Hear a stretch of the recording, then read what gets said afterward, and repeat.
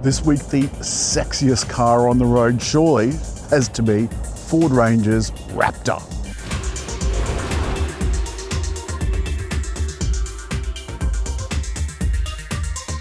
When this model Ranger came out a couple of years ago, 2022 I think it was, I thought it looked the business. The front looks all butch and the Raptor version has got Ford in big bold letters. But like many of the other family cars, Ranger has joined the safety brigade and it's got cameras and stuff all over it. It even has automated parking. And under the bonnet is a 3-litre twin-turbo V6. As you can see, this is not exactly pristine. And to my shock, you actually have to use a strut to hold it open. And that bonnet weighs a ton. Let me come around to this. Oh, it's got some vents up on the top, just for good measure. Really ready for Baja mode, and we'll talk about that later. There's some rather sexy 32-inch tyres. Look at the sidewalls on those things. And that suspension is as tough as they get. The dirt in the engine is not from me. We did go for a little adventure testing a Triton last weekend, but sadly much of my footage was ruined, so the only thing we're left with are these pictures to prove that we were actually there. There's side steps, which believe me you need, and just there that little divot is smart locking, but only on the front doors. But this is where I start to come a little bit unglued with all of these utes, these medium-sized utes. Well, at least that's what Americans call them. I'm not even going to try and get in there. There just isn't enough legroom. I have to put the front seat all the way forward. You can lift this tab to put the seat back down in 60-40 split. And there's another one here to lift the seat up for under-seat storage. It doesn't have the electric back window like in Navara, but you know, I'm okay with that. We've got Raptor decals, some serious hooks and dual exhausts, and a down-facing camera, which is so handy. There's a meter measuring stick on the back, spray-on tub liner, and the roller cover, whose switch is right by the 12-volt outlet. There is another one inside. One thing that's missing is a counterweight for this tailgate. It is really heavy. There's a built-in step so you can reach over the tailgate when it's closed, and a tow bar, which I haven't trusted to use the automatic parking. I'm sure the car won't recognize that's there. Getting in is more or less a slide across affair, though I must admit I've been using the step when I haven't got big shoes on. Now that the door's closed, this is so quiet in here. I'm going to have a quick tour of the front of the cabin. Overhead, there's a built-in bank of accessories buttons, sunglasses case, lights, the usual anti-dazzle mirror, and look, a USB for my dash cam. And this is the Raptor button, which is actually a My Mode button. You can program steering, suspension, and exhaust so that you've got just the right mix. Otherwise, you can just use the rotary dial and off-road selector. There's fully automated parking, traction control off, stop-start off, and this is the fancy button that you select if you're really in strife out in the bush. Below the driver's right knee, there's a button for everything, including the retractable roller shutter on the back. There's smart cruise control that gets you out of trouble and lane centers by steering, as opposed to some of the other opposition which use braking. Oh my God, that is horrendous. It's the full-size Ford tablet, individual air conditioning controls, wireless charger and USB, electronic gear selector, cup holders, upper and lower glove box, plus a little whatnot shelf. Surely the most impressive of all is this dash. Turn it on.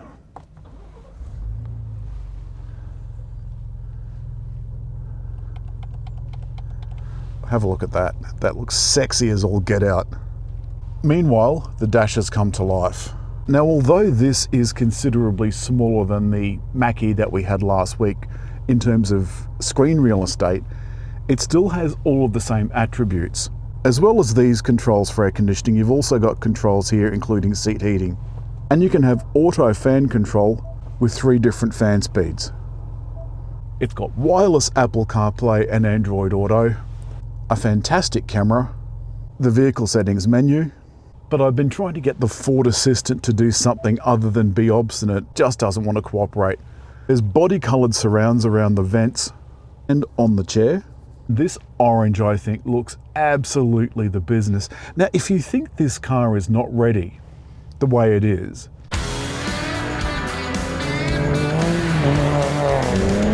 we're taking the Ranger Raptor to the Baja 1000 to show the world, I suppose, what this car can do. It's one of the toughest races in the world, and we think that the race itself is a really good proof point for us to show what the car's capable of. All we've really done is the fuel system, the roll cage and all the safety gear inside, but the whole drivetrain, all the running gear, the chassis is completely stock standard. I demonstrated the smart parking on the Mach-E last week with the little smart parking button, so I'm not going to try and do it this time. I'm just not brave enough. The electronic selector, if you give it another little gentle pull back, it enters manual mode, but we don't want to do that. At the moment, I have it in, what do I have it in? Okay, I'll put it in sport, and I've also got it in automatic four-wheel drive, a function that's not available to all of these utes, no matter how much you pay for them.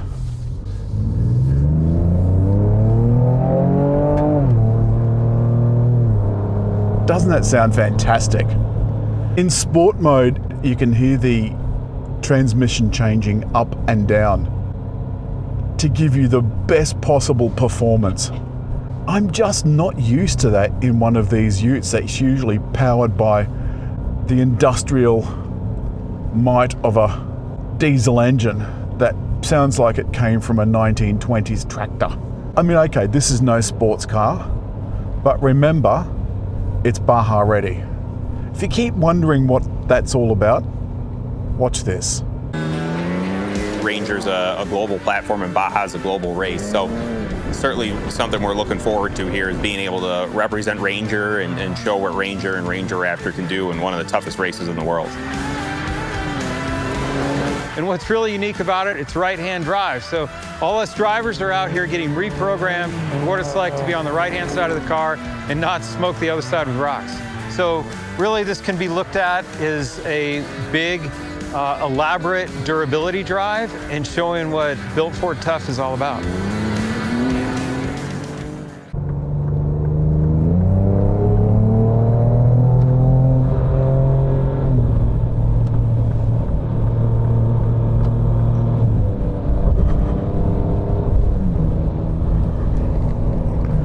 Well, that was remarkably worry-free. And I've activated the smart cruise control, which has also got steering. So now we go to a few other features.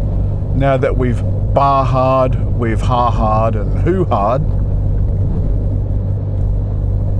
let's talk about the things that make this worth the 90,000, probably 98,000 once it's registered, etc. The speakers are Bang & Olufsen, and remember the automotive Bang & Olufsen is not the same as the one you have at home. They're two different companies splitting off some years ago. As I look out over the bonnet, I feel like I'm a very long way off the road, and when you get in and out, you actually are a long way off the road. Sadly, there will always be compromises in a ute like this, namely the back seats, where you put the apprentices, or your children, or people you don't like. Because unless you get a Ram or an F-150 or something like that, the rear space is always going to be awful. Let's talk about fuel consumption, which at the moment is averaging 14.1 litres per 100 kilometres. Not exactly what I would call brilliant, but nor is it awful. And that brings us to towing. The normal utes, the ones with the 10-speed automatic transmission and the diesel engines, have a 3,500 kilo towing capacity. This has a 2,500 kilo towing capacity. Though I suspect you're not going to be wanting to tow very much with it. I suspect you're going to want to be fluffing about in the sand. I'm smiling while I'm thinking about it. It's that time of the afternoon again. back in the Sydney CBD. I've put the Ranger back into my preferred mode. Lovely easy steering, super light steering. We get asked often how these quite large vehicles are to drive in town. It feels like a normal car, albeit a very big one. But you can see now how comfortable this is in town. Be able to back up to a building site because, let's face it, it's a tradies car. But is it really a tradies car? I'm not so sure. That's all this week for Ranger Raptor. I absolutely adore this car. It ticks all my boxes, including the one that makes me feel like a man. As always, hit like, leave a comment, and just over there to subscribe.